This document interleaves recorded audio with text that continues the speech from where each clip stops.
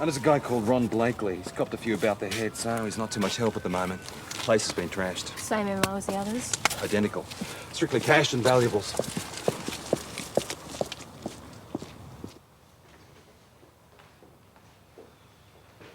Boss? All the windows are intact, so there's no sign of forced entry. Well, if it was that easy to get in, why all the mess? Dunno, but it looks like Blakely was in the bedroom when they hit. What do we know about him? A successful farmer, married, 2 kids. Both at boarding school, according to a neighbour. Mrs. Blakely? Nope, no sign of her. I'll get onto it. Was he in bed when they broke in? I put the time of attack as somewhere around midday. Neighbour reckons she saw him on a tractor spraying trees till about 11. So who phoned the ambulance? Haven't checked it out yet. 3 aggravated burglaries and no leads. The divisional inspector's going to have us for breakfast. Yes, he's been taken to the hospital for treatment. I'm sorry, that's as much as I can say at the moment. Thanks, bye. Yeah, average height, average build, darkish hair. It's not a real lot to go on, Mrs. Tremaine. Boss, Mayor's here to see you. Yes, I know it. Charlie. How's Ron?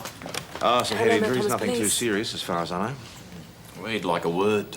And where exactly did you see them, Mr. Larson? Yes, no, I have taken a note of all the details, Mrs. Tremaine, and I'll pass it on to the other officers as soon as they arrive. Yeah. And thanks again. Okay, thanks, Mr. Larson. Bye-bye. The town's got the jitters, Tom. People want to see some affirmative action being taken out here.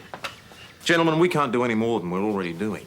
Yeah, no one's doubting that for a minute, Sergeant, but as the Mayor pointed out, the people want to see results. They want to see arrests being made. Arthur, I've got my people working double shifts already. Got reinforcements on the way from St David's, and the Special Response Force will be here any minute. Ron Blakely is a good friend of mine, Sergeant. He's a very good friend. Good friend or not, Charlie, we can't do any more than we're already doing. Tough.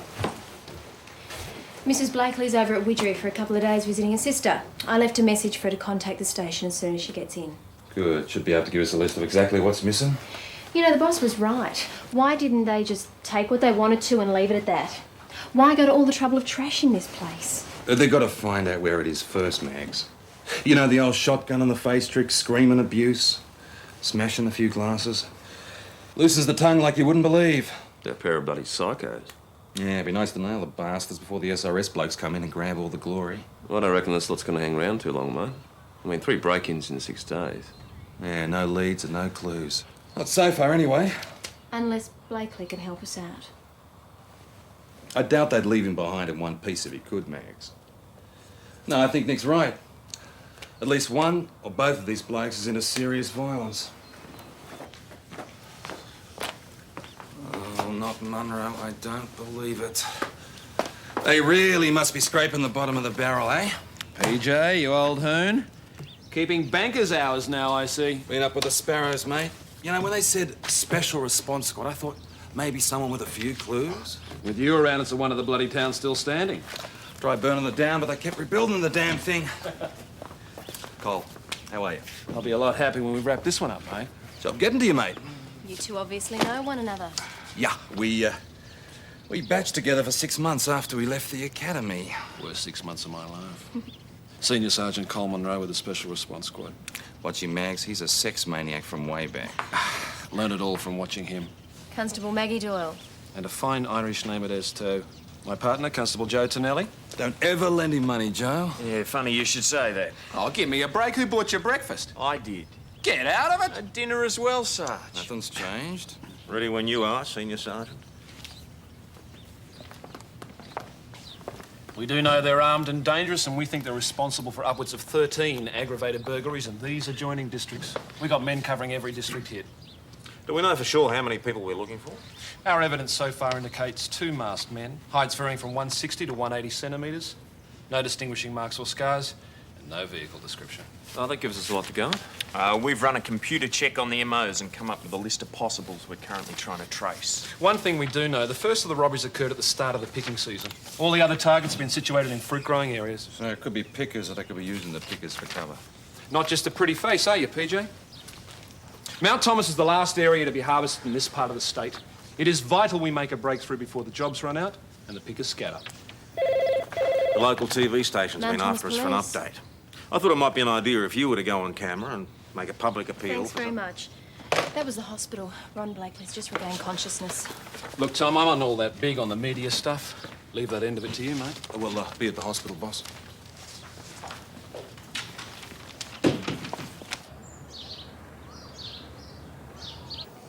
I was making some repairs to a tractor and I thought I heard a car pull up and I went to have a look and I saw that the back door of the house was open. Did you see the car? No, I didn't. Go on, Mr. Blakely. Well, I went up to the house to check and I thought I could hear a noise coming from the bedroom. Did you realise at this stage that someone was inside the house? Oh, I didn't know what to think. No, I walked into the bedroom and somebody hit me from behind, and that's all I remember. And you didn't see who hit you? And you didn't see a car?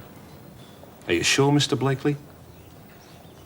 All right, think back. Anything unusual happened that morning or even the day before? Someone trying to sell you something, asking you directions? I'm afraid I'm going to have to ask you to leave it there. He's still very weak. Mr. Blakely, this is very important. Any little thing you can remember. Please try, Mr. Blakely. Think back to the point where you entered the house. I'm sorry, gentlemen. I'm going to have to ask you to leave now. He's still very heavily sedated, Sergeant. Come on. If he does remember anything, I'll contact you straight away, Sergeant. Thank you very much.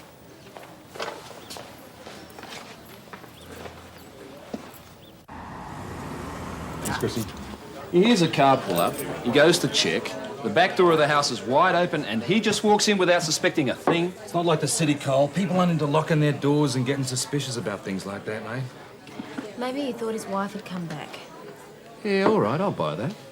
But why the bruising to his face if he was hit from behind? He could have fallen and hit his face. I better be careful, you could have my job. Don't worry, in a few years I plan to. Having you as a partner would add a whole new dimension. I told you, Mags. Now, I warned you about Don't this listen guy. to him, he's just jealous. Of what? On you, Maggie. Ooh, you know how to hurt a guy. It may surprise you, but underneath I'm a sensitive new age male. They do exist, do they? No, cynic. Guess what sort of a dog I've got? A pit bull terrier. A chihuahua. See how wrong you can be? Boy, that chihuahua must be, what, 18 years old Well, I by used to now. have a chihuahua. He's picked up more girls trying to... Yeah, look, I'm sick of talking about me. Let's talk about you. What do you think of chihuahuas? I think I'd prefer a pit bull terrier. At least you can see them coming. Good night.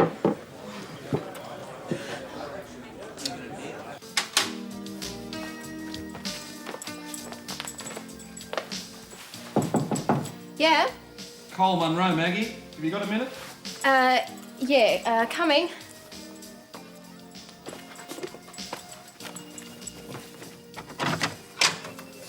Hi. Hi. I just realised that we're practically next-door neighbours and I was wondering if you could, well, brief me on some of the locals, give me an idea of what to expect. Look, Cole, I'm pretty new around here myself. PJ's the one to talk to, or Sergeant Croydon. I was more interested in a woman's point of view and PJ doesn't like champagne. Oh, what a shame. Neither do I. Look, thanks all the same, Cole, but yeah, I'm pretty exhausted and we've got a big day tomorrow. Yeah, right. I'll kick this on ice, shall I? Night. Good night.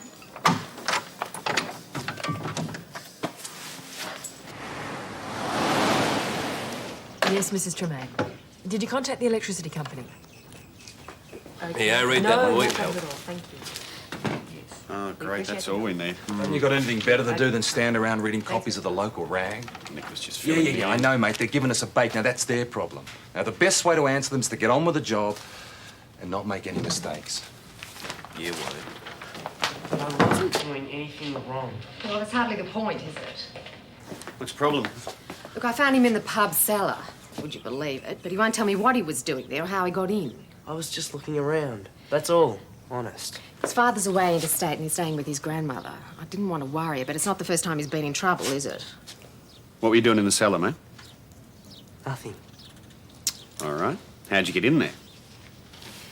Look, I don't want to press charges or anything. Can you just straighten him out, make sure he doesn't do it again? I've got to get back to work. Brett, now you listen to what Constable Patterson has to say, Brett, and don't do it again. Where were you? In there. What's going on? Chris found him in the cellar of the pub. Wouldn't say what he was doing there or how he got in. All right, leave him with me. You've got enough on your plate.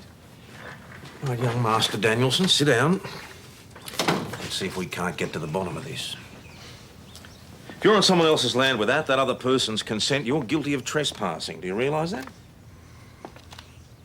You were breaking the law. Why? I don't know. I just felt like it, I guess. If you keep doing things just because you feel like it, you know where you're going to end up? In jail, behind bars. What about all those people who've been breaking into places and stealing things?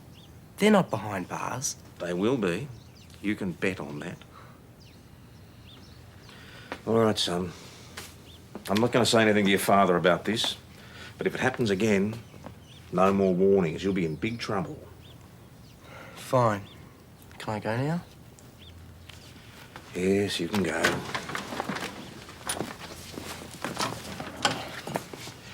Sees the big boys getting away with it, thinks he can do the same. I just had another chat with Blakely. For a bloke who's just had his home trashed, he's been pretty tight-lipped about it. What about the woman who phoned the ambulance? Says he's got no idea. He's probably still getting over the thump he took. What about God's gift to the world of special task force investigators? Cole's all right, boss. He's a good bloke. He's a show pony and an opportunist, PJ. I've seen him come and go. They're only interested in the shortest way to the top. What's wrong with that?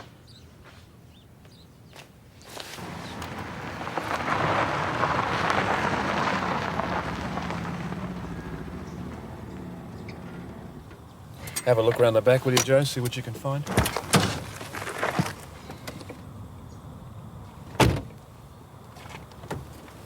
Something I've been meaning to ask you. You're not by any chance related to Pat Doyle at Glen Waverley, are you? He's my father. I served under him for nearly a year. You were a scrawny kid with ponytail and braces. You wouldn't come anywhere near the station. Oh, only because he wouldn't let me. Oh, he was always trying to protect me from unsavoury characters. You'll keep. You bet I will.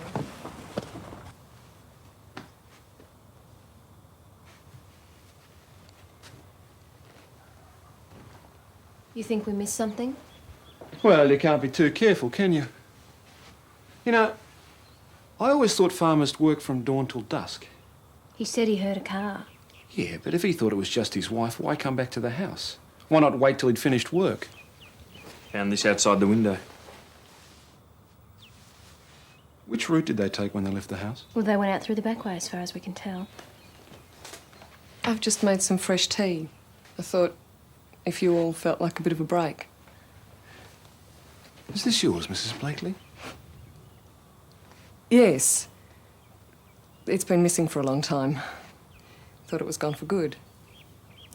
Thank you, Sergeant. That fresh cuppa sounds like a good idea. It's on its way.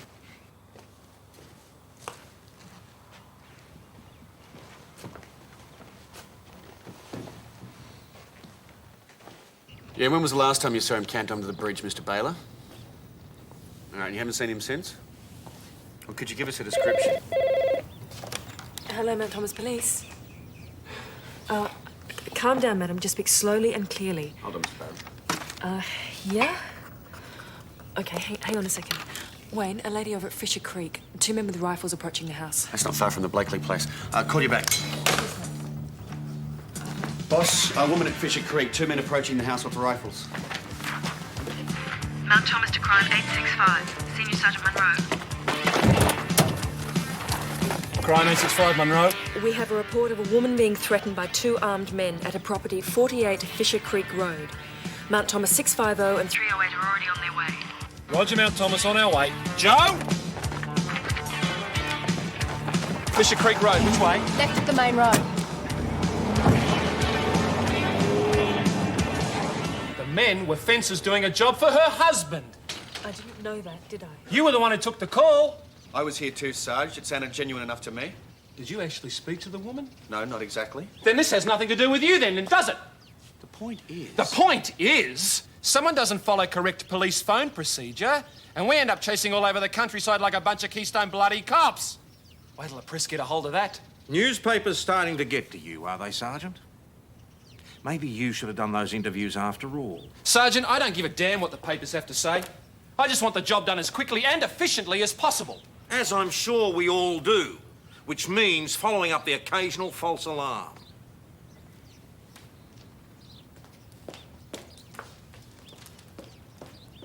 Look, I'm not questioning the level of commitment here. I'm questioning the methodology and the level of competence. Col's right. If we're going to nail the bastards, we have to sharpen up our act. Be more efficient. She has no authority, no professional police training to speak of. She is a typist, for God's sake. She's also a much-needed member of my staff, Sergeant. You sit out there and deal with 101 crank calls and false alarms that come in each day. You're overreacting, Sergeant. I don't want you tearing strips off one of my staff simply for doing her job. Any reprimanding to be done round here, I'll do it, not you. Incoming calls from the public need proper coding and evaluation. By the time they're properly coded and evaluated, the person on the other end of the line might well be dead. Then see what sort of a field day the press would have with that. I told you before, I don't give a damn what the press has to say. Don't you? I'd have thought good press coverage was an essential part of a quest for higher honours. I think you're overstepping the mark here, Sergeant. Ray Ellis from the Gazette, line 3, boss. He wants details of the run out to Fisher Creek. Thanks, PJ. I'll deal with it. I am right in assuming you want me to handle this one? Little bastard. You all right, love? Yeah, I'm fine. I'm ready. Don't worry about it, okay? You know what I'd like to do? Just leave it, Wade. You'll only make it worse. I'll take care of the tea, Ross. You take 5, you've earned it. Thanks. I know what I'd do if it was me. I'd get your boss to find out what happened to Mrs. Blakely's other earring. That's what I'd do.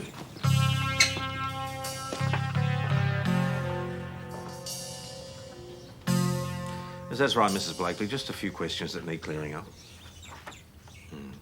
Oh, by the way, when you come in, could you bring those pearl earrings with you? Ah, you never know. They might help us with our inquiries.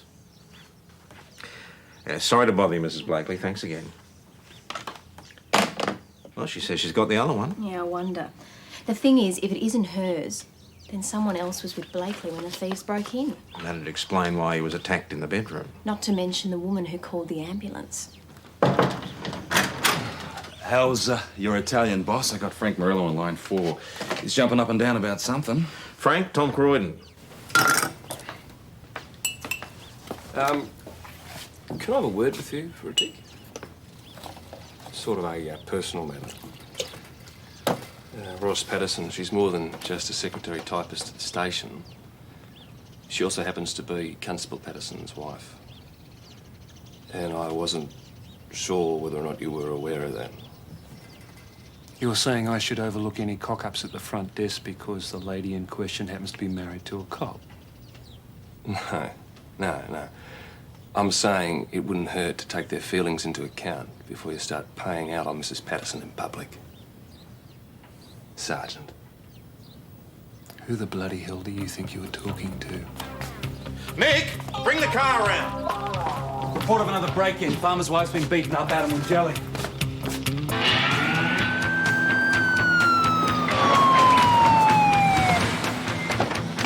You two see what you can do for Mrs. Morello.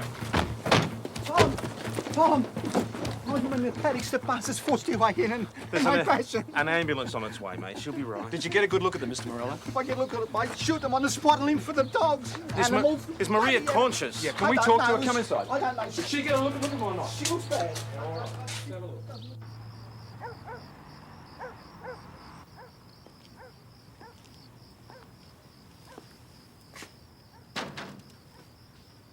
Still here. Waiting for news on Frank Morello's wife. Hospital said they'd ring. Good friends? Salt of the earth. Decent, hard-working people. Scum like these come along and... Makes it hard, I know. Yeah, all right, so I'm not a man of the people. But I want these bastards just as much as you do, Tom. Finding out about human nature while you're climbing the ladder mightn't be such a bad idea after all, Sergeant. Might even help you get where you're going that much faster. Mount Thomas Police, Sergeant Croydon.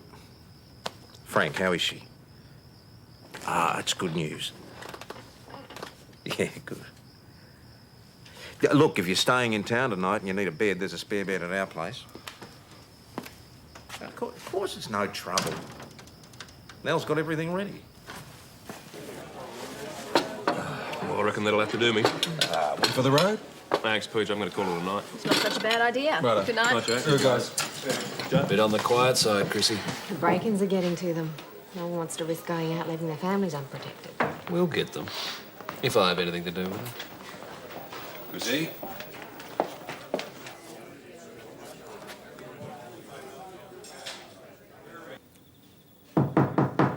You awake, Maggie?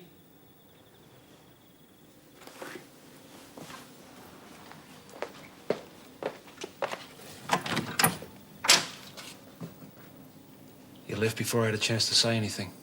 I was hoping we could talk. It's late, Cole. Just 5 minutes, please. Come in.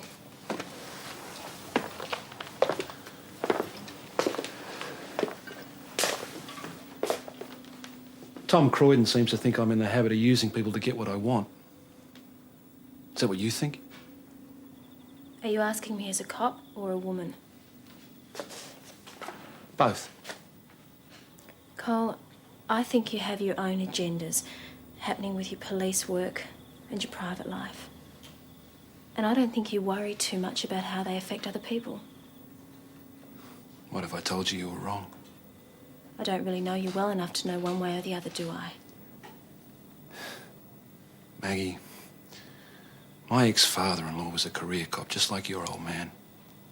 He was a tough, hard-nosed bastard who treated me like crap because he thought I wasn't good enough to marry his little princess. He treated me so badly that eventually the marriage broke up. And you've been trying to prove him wrong ever since. I've been trying to stand on my own 2 feet and do what's best for me. Just hasn't always been that easy. You come from a police family. You must know what it's like to have to prove yourself, to be as good as or better than. No one really understands.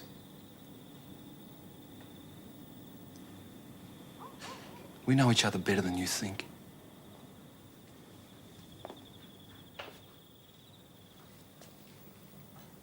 We're two of a kind, Maggie. I doubt it, Cole. Because there's one thing that we would never agree on. Maggie, are you awake? Yeah. I've just been locking up downstairs and I heard noises. There's someone in the bar.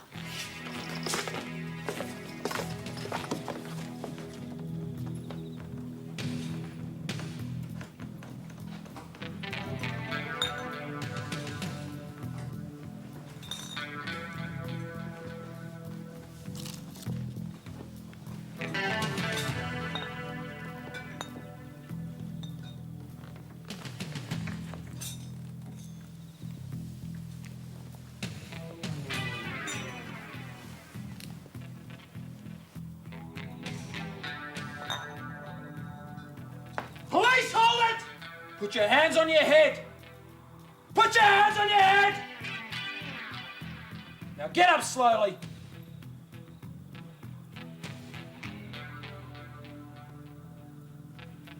Turn around.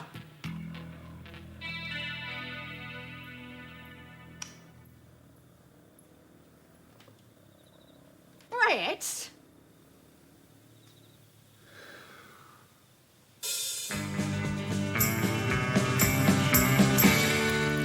I thought we had an arrangement. Can I leave this in your capable hands, Sergeant? I believe Constable Doyle has all the relevant details. If there's anything you feel you might need to discuss when you get back. I think we can safely leave the debriefing for another time, don't you? I repeat, I thought we had an agreement. What were you doing back in the pub? He was into the fridges stealing bottles of booze. Right. Home phone number. Nah, don't tell Dad. Is he home? Yes, he's asleep. He just got back from a trip. Phone number.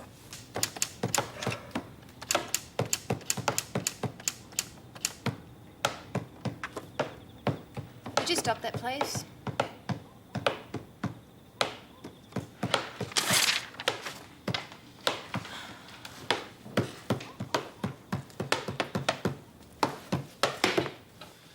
I do what I can, Sergeant, but I've got a rig to push. I've got to go where the money is. What about the boy's mother?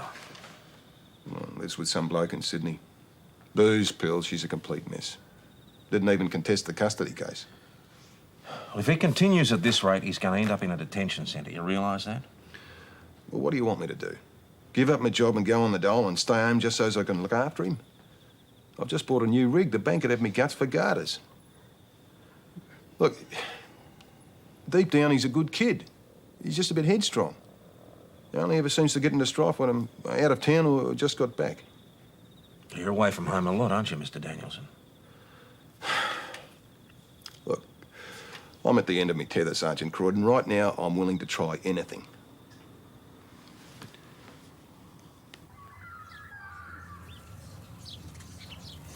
It's Mrs. Tremaine again. Humour her, Nick. Tell her to go get onto talkback radio. Although my first thought would have been better. No, Mrs. Tremaine, I'm still here. Good morning. Now, exactly how was he looking at you on the bus? We'd like to speak to Sergeant Croydon, wouldn't we, Ron? If it's not too much trouble. Yeah, sure. I'll just see if he's free. That's no good. Oh, but asking you for directions isn't necessarily the same thing as making advances, though, is it, Mrs. Tremaine? Maggie nicked did the rounds of the local growers, compiled a list of names of the seasonal workers. We keeping you up, Sarge? We cross-checked the list with records. Sorry, PJ. Ron and Jean Blakely to see you. Bring him in. Well, it's mainly alcohol and drug-related stuff. Mr. and Mrs. Blakely, come on in, sit down. Excuse me.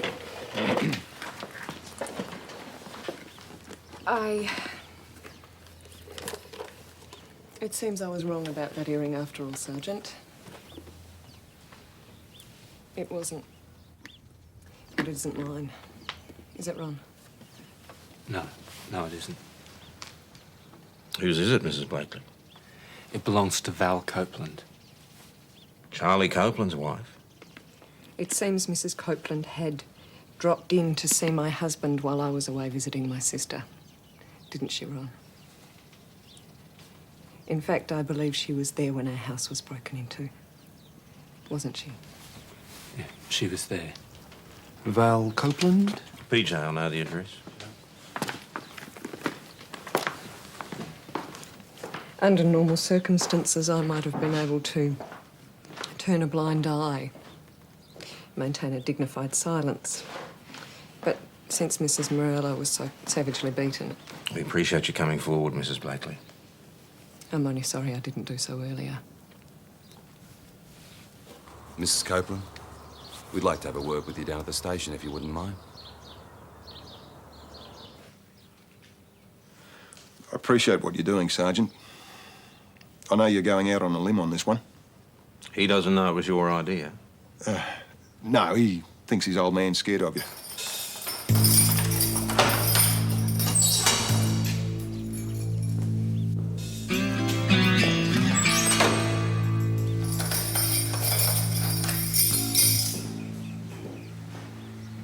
I'm still not entirely sure what I'm supposed to be doing here. Tom, you might be able to explain what this is all about. I would have thought it was perfectly obvious what it's all about, Val. You have information which might assist us in our inquiries. You did call the ambulance out for Ron, didn't you? We want to know exactly what you saw when the Blakely house was broken into, Mrs. Copeland. Where were you, for starters? I was, in the bedroom. Alone? I was with Ron. He thought he heard a noise in the kitchen. We thought it might have been Jean. We panicked. Then Ron went out to the kitchen and... And? Go on, Val. I was trying to get dressed. Then I heard yelling and crashing. I heard Ron call out. I knew he'd been hurt. I grabbed my clothes and I climbed out the window and I hid at the side of the house. I could hear men in the bedroom. It sounded like they were smashing the place up. There was nothing I could do. I stayed put till they left. You didn't see them leave? There were two of them. They were running to their car. I remember one of them pulling off this sort of balaclava thing. I didn't get a good look at his face. I swear, it all happened so fast. Please try, Mrs. Copeland. We know they were wearing balaclavas, but something about their physical appearance, something about their voices, anything. I only saw them for the briefest moment. Was there anything about them that you do remember? Any distinguishing marks or scars? One of the men's shirt collars opened when they were getting into the car. It looked like he was wearing some strange sort of necklace. Oh, it could well have been a tattoo.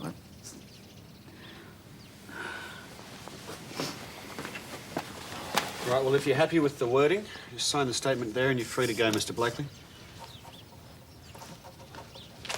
Hello, Ron. Jean. Heard about the narrow escape, mate. How's the head? Oh, it's much better, thanks, Charlie.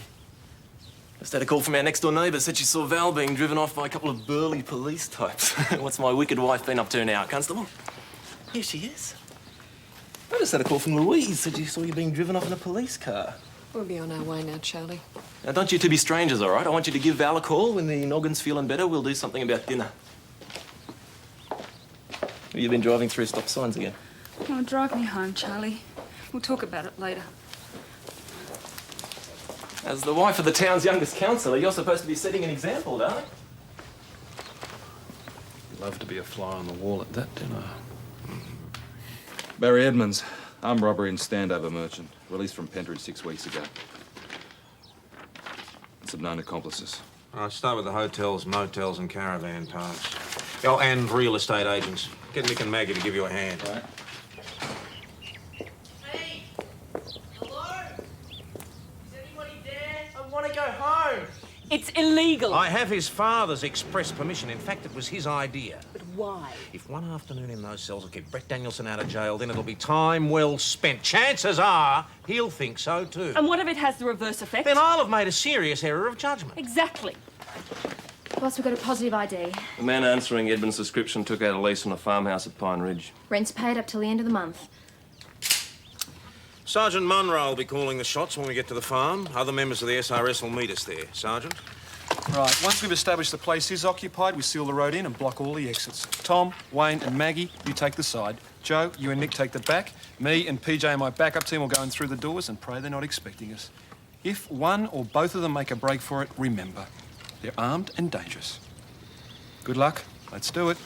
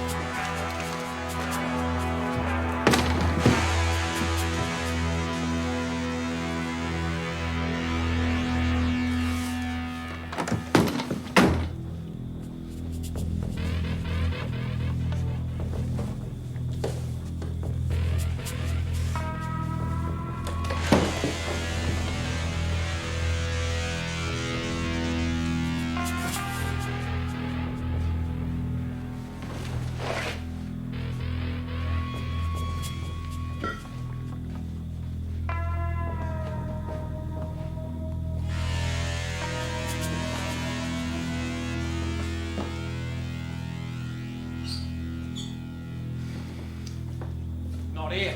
The bastards are shot through. It's another bloody no-show. Easy, Col. Take it easy. There's nothing here. Another bloody false alarm.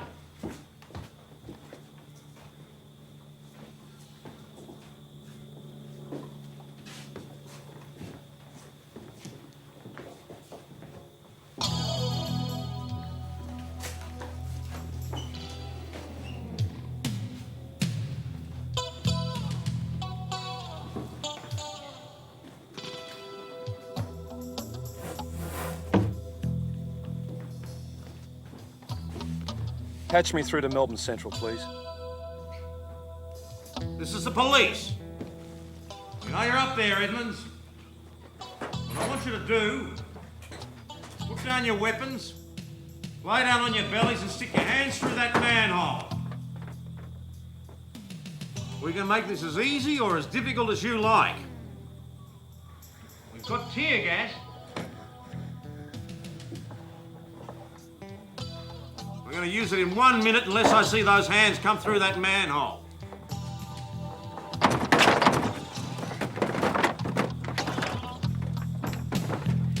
Perhaps someone should notify Monroe.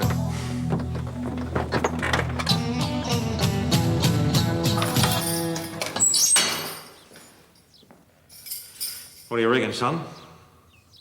Seen enough of the Mount Thomas Hilton? Ready to check out?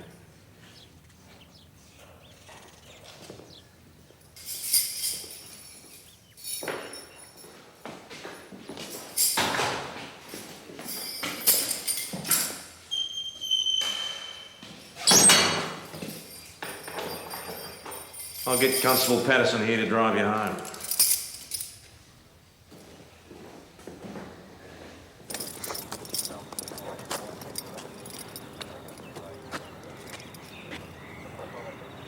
I could always arrange for you to come back tomorrow if you like.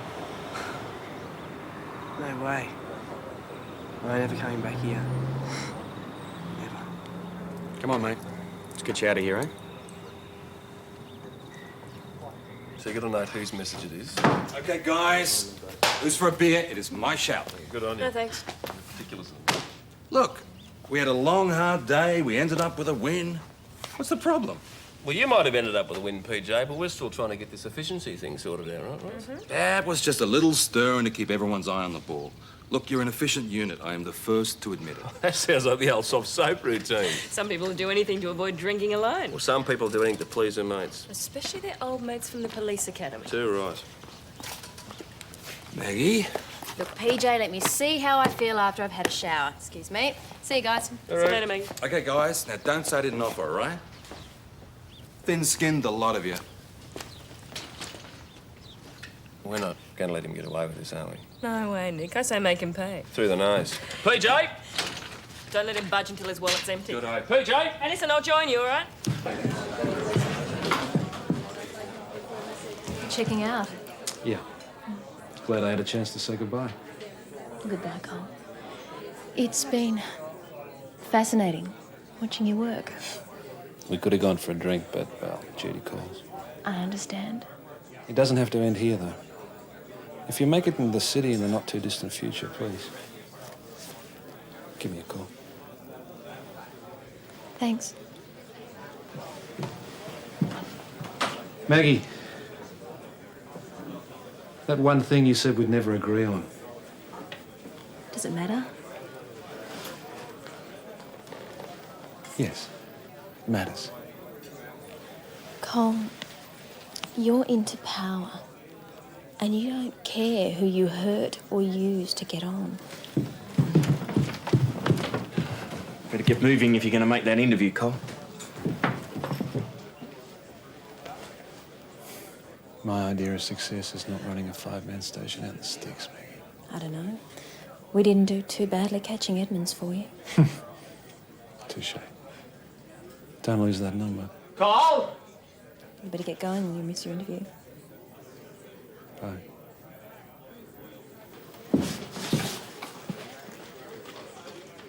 Goodbye, Cole.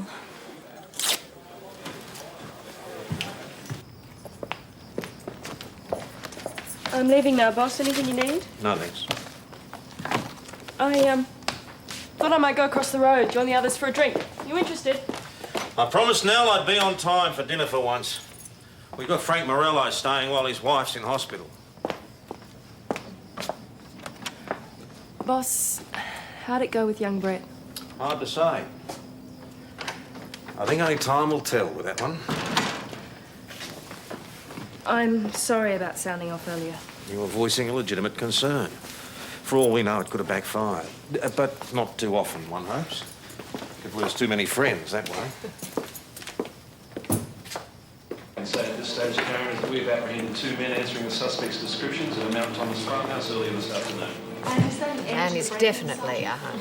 Oh, I don't know. Looks on everything, are they, Mag? Not in his case. I thought you two were really hitting it off. You thought wrong then, didn't you? What a guy.